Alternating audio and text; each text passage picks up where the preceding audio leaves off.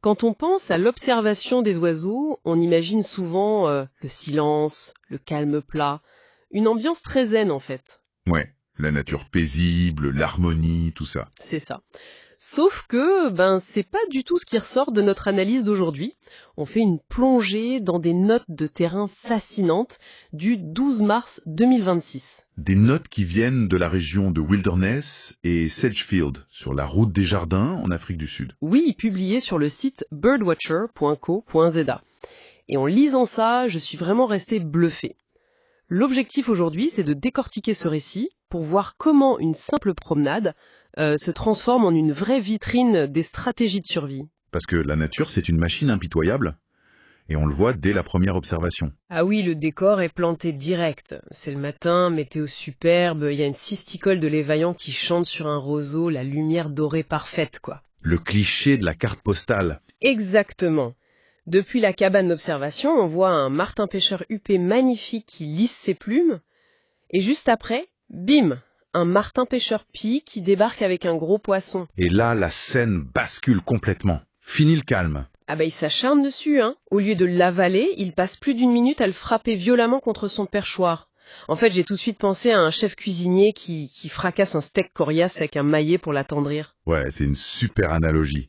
Sauf que le chef, il fait ça pour le goût et la texture. L'oiseau, lui, il a juste pas le choix pour survivre. Parce qu'il n'a pas de dents, c'est bien ça. Absolument. Avaler un poisson vivant avec des arêtes intactes et des nageoires qui piquent, c'est un risque mortel. Ça peut tout simplement lui perforer la gorge ou l'estomac. Ah oui, c'est hyper dangereux en fait. C'est clair. Donc il doit littéralement briser la structure osseuse du poisson pour s'assurer que ça glisse sans dommage. C'est de la préparation mécanique pure et dure. C'est fascinant. Derrière cette scène qui paraît ultra violente, c'est juste du pragmatisme pour économiser de l'énergie et ne pas mourir. L'énergie, c'est vraiment le nerf de la guerre. Et le récit nous montre comment d'autres espèces gèrent cette dépense avec une approche totalement différente. Oui, on passe des grands poissons à un microdrame juste à côté sur la vitre même de la cabane. Les notes parlent d'une femelle Suimanga à double collier. C'est un tout petit oiseau, hein. Ouais, un oiseau minuscule. Et rempli de minuscules insectes piégés.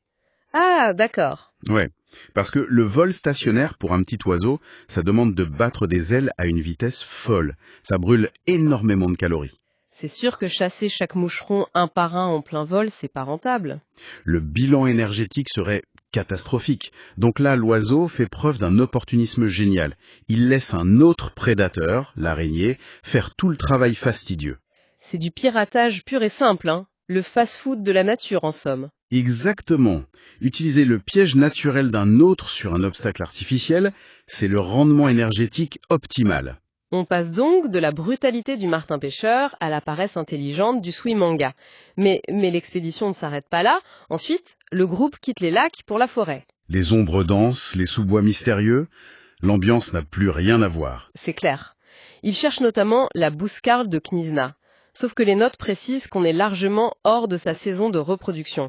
Et ça, j'imagine que ça complique pas mal les choses. Ça change la manière même d'exister de l'oiseau.